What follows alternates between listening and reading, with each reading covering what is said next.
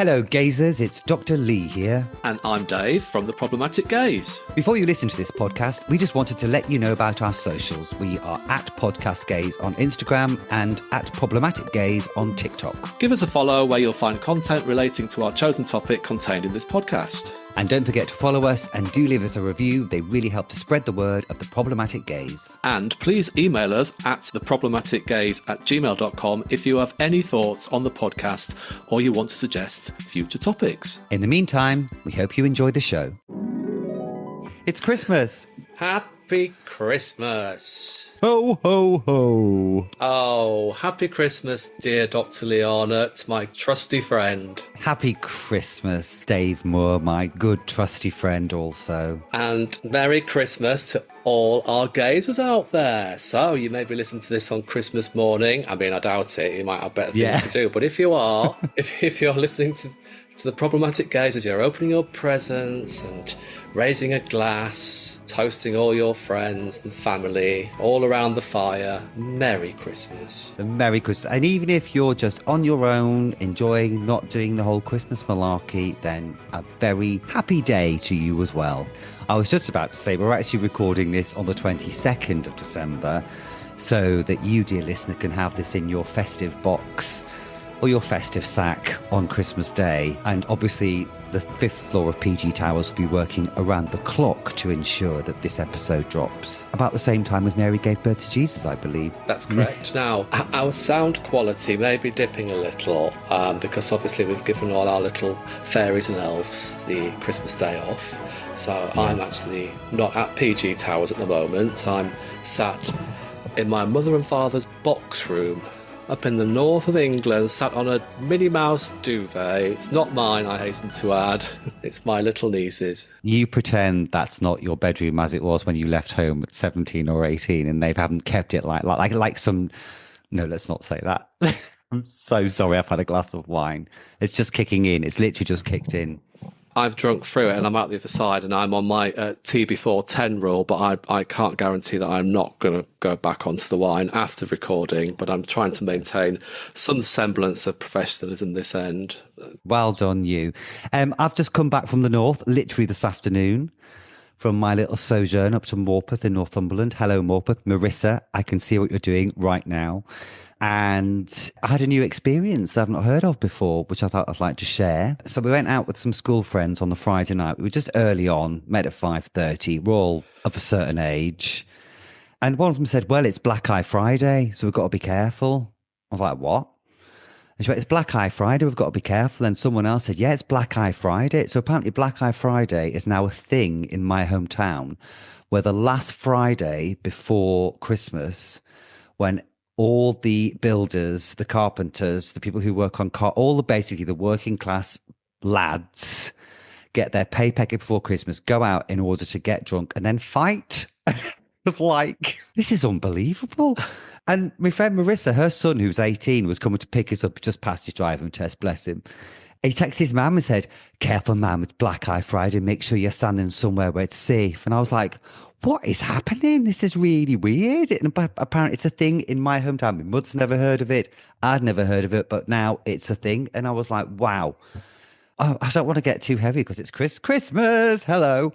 But, here's a lesson for working class men that you can just do this the Friday before Christmas. Everyone goes, oh, it's Black Eye Friday. So should we not be thinking, actually, lads, Christmas cheer? Anyway, it was just really weird. Well, it's funny you should say that because last Friday I did get paid and I did go out and have a fight with lots of people and I got a black eye. I knew it. You might try and convince people you're Thelma Barlow, but I knew it. There's a dark, industrial heart of butch that runs through you, love, I'm telling you. The toxic masculinity is strong with this one. No, I jest, obviously, but I did hear about Black Eye Friday the moment I rolled into Scarborough, in my particular corner of the northeast of England. People said to me, oh, yeah, it's Black Eye Friday. I was like, never heard of it. It's a new thing, obviously, since probably post-Brexit. It's because we can have our own days now, you see. We don't have to adhere to the European rules. We can have our own English days. That's what it is. And Black Eye Friday. Yeah. We can beat sovereignty into each other. Well, this has taken a turn. Happy Christmas, everybody. Happy Christmas, everybody. I wonder what everyone's doing right now as they're listening to this. Are you peeling your sprouts? Are you sat on the sofa eating a mince pie? Have you just poured yourself a sherry? Are you trying to escape the relatives in the kitchen? Or are you just sat watching a little Christmas film? Whatever you're doing, we hope you're having fun.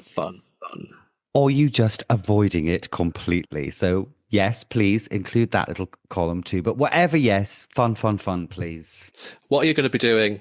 I should be doing nothing, love. At some point, we're waking up and I'll do a breakfast. It's going to set us in good stead. What will happen is we'll open a bottle of bubbles at the same time as I'm doing a breakfast, and the breakfast will just not get eaten. And then, sorry, am I boring you? He's yawning, dear listener. Yawning away as I'm telling my story of Christmas Day. Hey, well, that's nice, isn't it? Not even any attempt to hide it. I can see you. They can't, but I can. So proud of himself. I was just taking a breath. I was just taking a big breath. And then we'll probably just drink and just dance around the kitchen, and we'll try and watch Doctor Who, but we'll be pie-eyed by that point. At some point, I might try and make an attempt at a meal, but then, then the night is young and who knows where I'll end up on Christmas night. So, oh, really? I'm a bit like the three wise men rolled into one. What, the three wise men are going to come a knocking, are they? It's London, love. Anything is available 24 hours a day. Bearing gifts. Oh, I should be so lucky. Hello, three strangers at my door from the Middle East. Yes, please come in. Hi. I shall be entertaining the in-laws at my end. My lovely in-laws, yes. So I'm doing the cooking. We've got my turkey arriving. Turkey for 8 people, even though there's only 4 of us. Got a massive ham to cook. I've got a trifle to do. I'm picking up my pork pie tomorrow. Oh, it's all go this end. Do you enjoy it, or is it a hassle? I do. Do you know the bit I enjoy most? Just tell the truth. There's only us two here, darling. Do you enjoy it, or do you begrudge everything? Sorry. My little niece is running around outside. Sorry. The corridors of PG Towers, like the twins out of The Shining.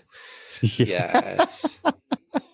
Oh, I can hear it, yeah. It's what it's all about, isn't it? The kiddies. It's all about the kiddies. And anyway, in answer to your question, I do enjoy it. And the bit I enjoy the most is when everyone's sat down and eating their lunch.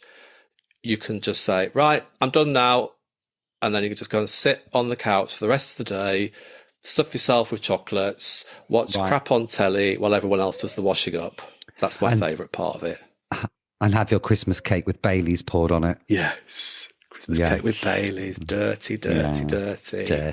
So your version of dirty is the three wise men coming knocking on your door. Mine is just sat with a slice of Christmas cake with Baileys poured on top of it. Gosh, why are we even friends? So different. Yes, indeed. Well, that's what makes us beautiful, darling. I suspect, speaking of difference... Oh, no, let's not speak of difference yet. I was going to try and segue into the film we were going to discuss. And incidentally, listener, we're having a very short discussion on the film. But you had a shout out, didn't you? I did. I just want to say happy Christmas. I'm sorry that my sherry's kicking in. I know I'm drinking tea right now, but I just want to say thank you. Just want to say thank you and I love you to all our listeners, all our gazers out there. But I want to do a particular shout out to a lady called Jeannie Nunu on Instagram, because she hasn't written into us about anything in particular, but she has supported us from the day dot to all, responded to all our Instagram posts, listened to all our podcast episodes, and obviously she's a kindred spirit to us because she's on our wavelength, very much so. And so we just wanted to shout out, Happy Christmas, Jeannie Nunu, and thank you for everything. Yes, thank you for all your support. Happy Christmas, and I hope you're enjoy. Oh God, that's the wine. And I hope that you're enjoying. Oh, you know what I'm talking about. Anyway. Happy Christmas, love. God, that was difficult. Happy Christmas, love. Happy Christmas, Jeannie Newman. And to all our gazers out there, thank you all for your continued support. Please do spread the word of the problematic gays, because it means so much to us. And we've booked the Royal Albert Hall for January 26 for January 2026 now. So yeah, we need more followers, don't we? How much is that costing? Really or not really? It's a £3.50. Yes, exactly. As long as, well, basically, as long as we sell out Yeah, we need to have a 6,000 conversation. seats, we'll be Yeah, fine. we need to have a conversation after this about realistic expectations. I don't want to put a Christmas dampener or anything. And I say that because you can put the word Christmas in front of anything to make it festive. I don't want to put a Christmas dampener or anything, but we need to have a Christmas conversation about realistic Christmas expectations, love. So it's just a dampener then. You may dress it up like that or dress it down. I couldn't possibly Christmas comment. If you build it, they will come. Right. I'm channeling Noel Edmonds here. I do very well. All right then, look, because we promised that we would talk about film, and we need a subject heading, don't we, for our podcast? So Absolutely. we're going with The Holiday. Now, we're not going to do our usual putting it into context. It's basically 2006. Get over it, okay? It's The Holiday, okay? Because it's Christmas. And quite frankly, I don't think anybody needs to be inundated with bad news. No, on Christmas Day. And so also because we haven't to... we haven't done the research because we've both been rather busy. So just forgive us, please, will you? We've given the whole of PG Towers the holiday off, so it's just us two, one man, like it was in the old days. So suck it up, buttercups. Deal with it. Okay, so The Holiday, it's a 2006 romantic comedy film written, produced and directed, not blowing her own trumpet or anything, by Nancy Myers. She did it all, basically. She's a woman of all trades. Yeah, Nancy Myers, tell you. Okay, it was filmed in both California and England, and it stars Kate Winslet and Cameron Diaz as Iris and Amanda, two lovelorn women from opposite sides of the Atlantic Ocean who arrange a home exchange to escape heartbreak during the Christmas and holiday season. And then Jude Law and Jack Black are cast as the film's leading men, Graham and Miles. And it also stars Ed Burns, Eli Wallach, and I think it's Wallach, and Rufus Sewell. The Holiday became popular with audiences who called the film a Christmas classic and has later developed a cult following in recent years. So there we go. That's what it's about. I love The Holiday. It's one of my favourites. I love it. Cameron Diaz is one of my favourites. Kate Winslet, Jude Law, humana. Sorry, I'm not going to objectify Jude Law, but I am basically going to objectify Jude Law all the way through this. I can't help myself. And ladies and gentlemen will know what I'm talking about if they've seen this movie. You'd never seen it before, had you? I hadn't seen it before, no. And I watched it on the train coming back down from Moor this afternoon. And... Be nice, it's Christmas Day. Listen, it wasn't the worst thing I've ever seen in my life, but it wasn't the best thing I've ever seen. It was a thing, you know. I realised that the rom-com is not designed for someone who had their heart removed in 1985, you know. He's yawning again, everybody. Oh, here we go. I'm sorry, no, just between me and you, I have been on the piss. No, I just kind of like find it hard to breathe sometimes and I have to yawn. It's just because I've given up the fags. And I'm hoping it's not end stage emphysema. But I do have to concentrate on breathing in and out from time to time. He says as sucking on his vape. What was I saying? Oh, drunk. It was the thing. I realised that I'm so not the correct audience for a rom-com because as soon as anybody starts wibbling on about love and the tinkly piano starts, I'm just like, oh God, can somebody just get decapitated and nice pop out, please? Do you know what I mean? It's not my vibe. It's not my vibe at all. One thing I was very grateful for this film for was that it wasn't a Christmassy Christmas film.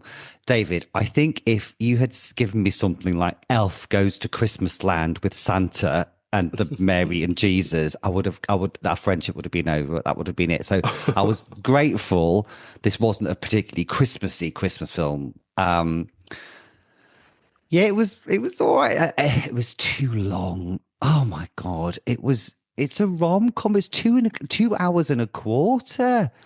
I mean, I hadn't realised when I said, let's watch it. And I looked at the runtime and it was 2.25 hours long. I thought Lee is going to kill me. I kind of anticipated that you wouldn't like it too much. if your ears were burning at about 12:04 this afternoon when my train journey started, and I switched it on and went, "How long?" Then you know you were absolutely correct. How long was your train journey? Actually, it was pretty good because it did 3 hours. Although, to be fair, I had to pause for a couple of loo breaks to have a sly vape in the toilet. Isn't that dreadful? And, blowing the smoke down the front of my jumper or blowing me smoke over the toilet and then flushing it so it gets sucked out the vacuum. It's pathetic. I'm 52. 52. God, nobody brought me to transport police. I'm coming to your house. We can work out where you live. But I paused a couple, but then I also kind of fast forwarded the end a bit when I realised where it was going. I just kept flicking every 10 seconds to see if there was if you could see the face.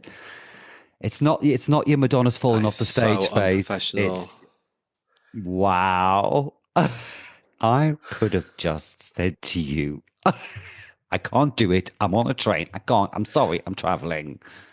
Instead, for the sake of you could have just read the synopsis, Well, that would be cheating. At least I made the fucking effort to sit through the whole bloody thing to the end credits.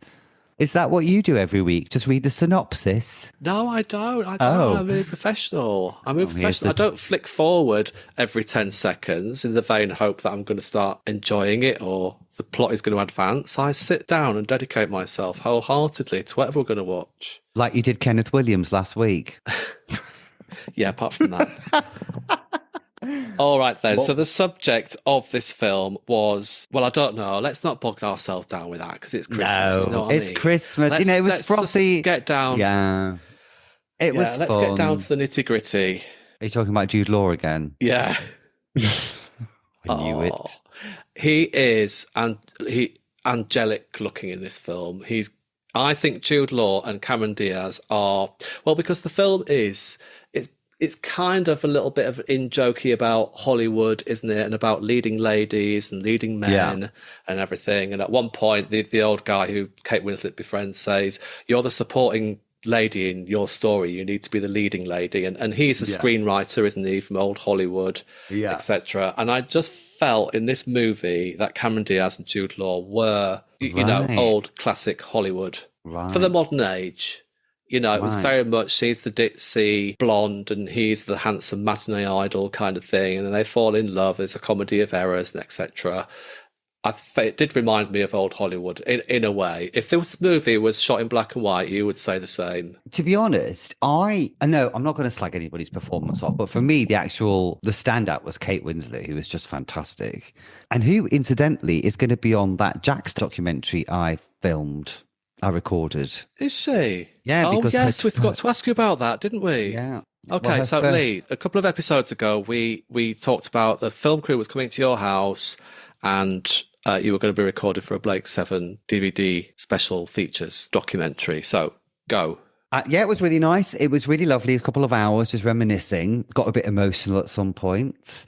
I realised in retrospect that I'm going to have to email the producer and say, that story I told you about the toothbrush, we absolutely can't include it in the documentary. we need to pull it out. Jax would have loved it if I told that story, but I think I just pictured seeing the faces of some of her former cast members hearing that story for the first time and being genuinely horrified. So, but I could hear her chuckling all the way through it as I was telling it. So, it was great. It was really good. Good. That sounds fabulous. So what was Kate Winslet attached to it for? Oh, yeah, because her first TV role was in a series with Jax called Dark Shadows. It was written by Russell T Davies. And actually, when Jax died, Russell T Davies was on the news saying one of his best memories of Jax is the first day filming a 15-year-old Kate Winslet. And Jax comes in and says something like, "Sorry, I'm late, darling. I've been being fucked all night." Something like this. This was Jax who wasn't really into sex. I think this must have meant she met one of her lovers who switched her onto sex later in life. And he just pissed himself laughing at this. And she's spoken very fondly of working with Jax, as a new actor. So hopefully Oh. I'll be in the same interview as obviously not in the same room, but yeah, I'll be sharing a screen credit with Kate Winslet, darling. Yeah, happy Christmas. Happy Christmas, Kate, wherever you are, friend of the podcast. Yeah. Just So yeah, because just because we say someone's name doesn't mean they're a friend of the podcast. I've realized it's like putting Christmas in front of something. Just because we say friend of the podcast, then Cilla Black, friend of the friend of the podcast. podcast. Shakin' Yeah, Stevens, friend friend of of the the podcast. podcast. Well, I see Shaky as more of a kind of lodestone, like a guiding light, like the Star of Bethlehem. Actually, that's how I see Shaky. He's not a friend of the Yeah, podcast. that's true, actually. He's much more godlike than that. Oh, well, I'll cancel him as our special guest then. Don't you dare! Okay, so it's really interesting, just to kind of rein it back in. Did you enjoy the Kate Winslet story more then than the Cameron Diaz Jude Law story? The worst I can tell about this film is it's all really predictable. There was no surprises. There's no twists and turns. You know exactly. And I think that's why I just found it a bit boring. There was no jeopardy. There was no the Rufus Sewell character, Jasper. What a dick! He's a total dickhead. Oh, he's a total, an utter tool. If there's anything I don't like about this story, it's just how much of a sap Kate Winslet is. She's such a drip, pathetic, needy character at the beginning of this film. It doesn't portray this woman, this character, in a very good light at all. Now, obviously, she goes on a journey within this film, kind of, you know, and comes out the other side as her own leading lady in her own story in the most Hollywood type sense, and sends Jasper packing, quite rightly so. But I just felt like, I don't know if anybody, you know, I suppose there are people out there who have been treated badly and led on by men. There were women like that, and you know, that's obviously very personal to them and their story. But I just felt, if there's one thing I don't like about this film, it's just how pathetic Kate Winslet's character is in the beginning. Yeah, You just tell, if somebody was that much of a cunt to you, you just tell them, you just say, nah. He's obviously just using her, and it's been going on for 3 years, their relationship, hasn't it? I think the other thing this film isn't very good at, well, it's a rom-com, and I guess it's one of the other reasons why I was always alienated a bit by rom-coms. It's because the worst thing in this film is to be alone, or to be on your own. Let's not say alone. It's all about alone, and loneliness is how this film pans being on your own. And I guess I always push back a bit against that. And so, yeah, I guess I always push back. Happy Christmas, everybody. And did you notice there's quite a lot of drunk driving in this film? Oh, my goodness. Oh, yes, there is. I mean, I would love to. At one point, Cameron Diaz is in this quaint country Cotswold village, and she needs to stock up on supplies. So she drives into town and pushes her trolley around this small little quaint supermarket, chugging on a bottle of wine. And I loved the way she just threw stuff into her trolley. I mean, I'd quite like to do that myself. Just go around the supermarket, chugging on a bottle of wine, you know, buying stuff without even looking at the price. But then I don't think I would get into a car and drive all the way back home, having chugged a bottle of wine. And not being on the roads, you don't know. And then Jack Black does it as well later on after the Hanukkah party. Yeah. Pissed, just gets in his car and drives off. Amazing. There's been some kind of talk in recent years about the problematic nature of Cameron Diaz seducing Jude Law when he's supposedly drunk. Right. Now, I didn't see it as being that problematic in this movie because he clearly wasn't drunk. So, no, he wasn't acting drunk. He said he was drunk, but he wasn't drunk. But she was as well. I think that's something being made of something that isn't really there, to be honest. I didn't notice it either, and I was quite impressed that the next time they hooked up, that he said, "I didn't touch you because actually you were unconscious." You know, I don't think there's anything deep and meaningful in this film, really. I mean, for me, as I said, the most offensive thing about this film is you could just, as soon as the players were in place, you're like, okay, that's going to happen, and that is exactly what happened. I mean. Yeah, it was frosty. It was a stone cold heart. I have. But I'd much rather have seen like zombies bursting in through the windows and eviscerating them all. Yeah, there's a time and a place for everything. I thought this was, gazers, for anybody who disagrees with Lee, I think this is warm and it's fuzzy and it's romantic and there's lots of just nice, heartwarming moments in this film. I really love it for that. But again, that's the problem with that with us, darling. It's because I had my heart removed in 1988. So I've literally, for this kind of stuff, just... Can we just point out a few things? Yeah, go on. I was going to say, I'm the Pat Phoenix to your Thelma Barlow, love, really. You see, I'm there, just sat there with my glass of sherry and my budgie tweeting next to me on the sofa. Yeah. Just like with a box of tissues, just there, just gently weeping as Jude Law sweeps Cameron Diaz into his arms, and it's just so wonderful.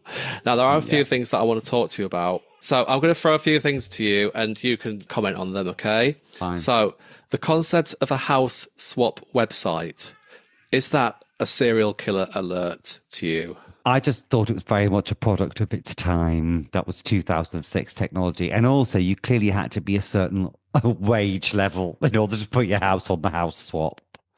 You know, she wasn't swapping her luxury LA mansion for an East End terrace, was she?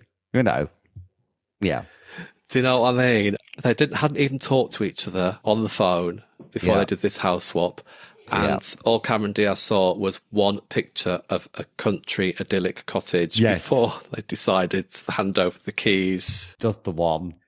I have to say, the cottage is absolutely gorgeous. It's, lovely. I love that cottage. How did they get all that snow? And I'm not meaning, like, how do you get snow in Surrey? Because it does snow in Surrey, but filmic-wise, how did they film it all? I wonder if there was a lot of CGI, like the immediate foreground was snow machines. But you can't spray the whole county in the big wide shots, though, can you? Yeah, you can. Yeah, you can. Oh, that'll be CGI. Next question. This is deeply dull. I know it's about snow. It's not dull. People tune in for our insights into TV and film production. Right. Don't you start with me. It's Christmas Day. Oh, God, we're back on Christmas. Because you've had a couple of glasses of wine. Yeah. And Mama's dry, so quick chop. Mama's dry. Okay. Cameron Diaz does a house swap, ends up in the country. There's just a fucking dog there. It's like, as Kate Winslet left the dog in the house. Just let the dog. Let the dog for at least 8 hours. That's how long the flight is, unless they've timed their flights. It's not the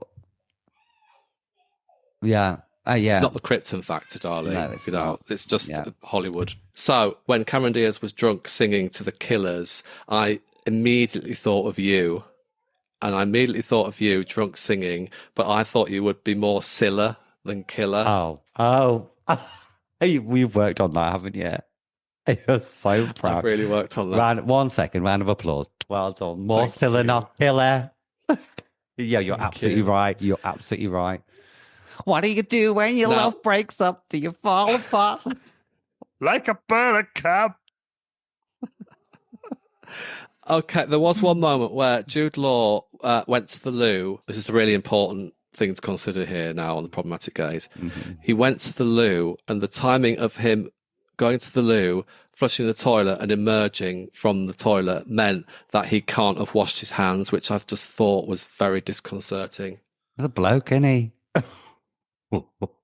He's a straight bloke. Jude Law. He's a straight man. What do you think? Why are you surprised? Yeah, but it's Jude Law. I mean, he needs to wash his hands before I fall madly in love with him and he sweeps me off my feet. I don't think he jarred with me. I don't think he does, love. I don't think he does. I'm sure that wouldn't raise a flicker of an eyebrow because it's Jude fucking Law. Anyway, let's get back to Christmas because we've got to do Christmas messages. Come on, before we go. That's enough of the holiday. Listen, look at me on the screen because we've got 2 minutes 32. That behoves us to once again say, no matter what you're doing, who you're doing it with, friends, family, on your own, here at the Problematic Gaze, we wish you the merriest of Christmases. and the happiest of New Years. Isn't that right, Dave? That's very, very true. I couldn't put it better myself. Thank you so much, Gazers, for everything this year. We will be coming to you again on New Year's Day with another episode of The Problematic Gaze. Subject matter TBC, because let's face it, we've been running around like headless bloody chickens. Yes. We haven't had time to even fart, never mind consider what we're going to be doing for the next podcast. But rest assured, we will be broadcasting on New Year's Day. Yes. Live from PG Town. No, we won't be. So in the meantime, enjoy the festive period, the betwixtmas, and be safe and have fun, whatever you're doing. Absolutely. And, if you have got some Christmas money, like, great Auntie Ethel has sent you a £10 in a Christmas card, then please do consider going onto the Royal Albert Hall website and flicking through to January 2026 and buying a ticket for the Problematic Gaze Live, because we do need to sell a few more tickets. Yes, please. Thank you so much, everybody, and goodbye. Goodbye. Happy Christmas. Happy Christmas. Happy Go and have another Christmas. glass of wine now, kid. Yeah, come on, let's do it.